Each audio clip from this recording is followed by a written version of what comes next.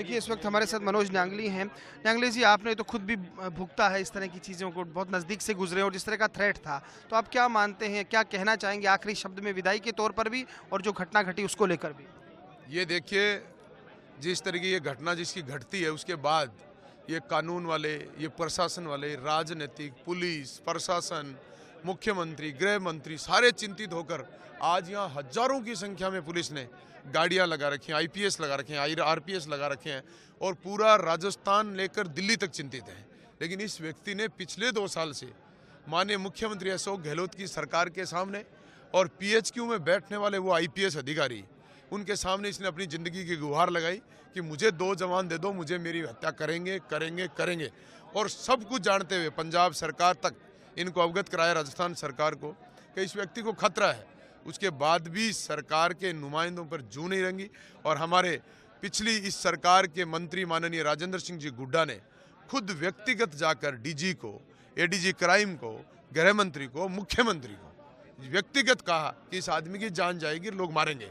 उसके बाद 2 जवान नहीं लगा पाए और आज दिल्ली जयपुर से लेकर यहाँ गोगामेडी तक पुलिस के अंदाज नहीं है ना कितने जवान लग गए, कितना खर्चा लग गया। तो निश्चित तौर पर इनपुट को कहीं ना कहीं इन्होंने अनदेखा लापरवाही किया, अनदेखा किया। लापरवाही नहीं, जानबूझकर किया गया करते हैं। लापरवाही तो भूल होती है, चूक होती है। जानबूझकर किया गया करते हैं सरकार का और सरकार के नुमाइंदों का। क्या लगता है राजस्थान में जिस तरह गैंगस्टर्स पनपे और लगातार जो कुछ हुआ, चूंकि अभी नई सरकार बन रही है, आप भी चुने गए हैं, क्या प्राथमिकता होनी चाहिए इस प्रदेश में? राजस्थान ऐसा नहीं था।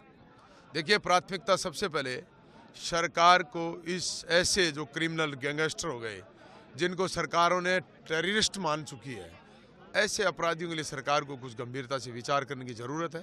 नहीं तो ये तो सुपारी किलर हो गए, किसी का कोई दोस्त कौन है, दुश्मन कौन है, बात ही खत्म हो गई।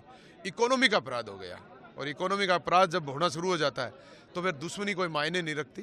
किसी भी शरीफ साधारण व्यक्ति की हत्या कब कहाँ हो जाए किसी को कुछ पता नहीं चलता। आपकी सुरक्षा को लेकर भी बातचीत लगातार होती रही है, आपको भी कुछ इस तरह की थ्रेट की बात आ रही है, उसको लेकर भी कुछ बातें कही? देखिए, मैं भी पिछली इस सरकार को 1 साल से लगातार मैं चिट्ठियां लिख रहा हूँ।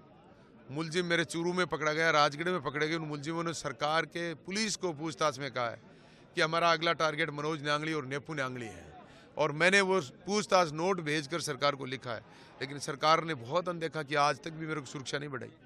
तो देखिए, मनोज न्यांगली भी यही बात कह रहे हैं कि जिस तरह की चीज़ें हुई हैं वो निंदनीय हैं। सुखदेव गोगामेडी पर तो उन्होंने शोक जताया ही, साथ ही साथ खुद की सुरक्षा को लेकर भी उन्होंने कहा है कि जिस तरह का इनपुट मिल रहा है, बाकायदा कहा गया है, नोट पर आया है, लेकिन बावजूद उसकी सरकार नहीं चेती है। कैमरा पर्सन अजीम भुट्टा के साथ Laxman Raghav, First India News, Gogamedi.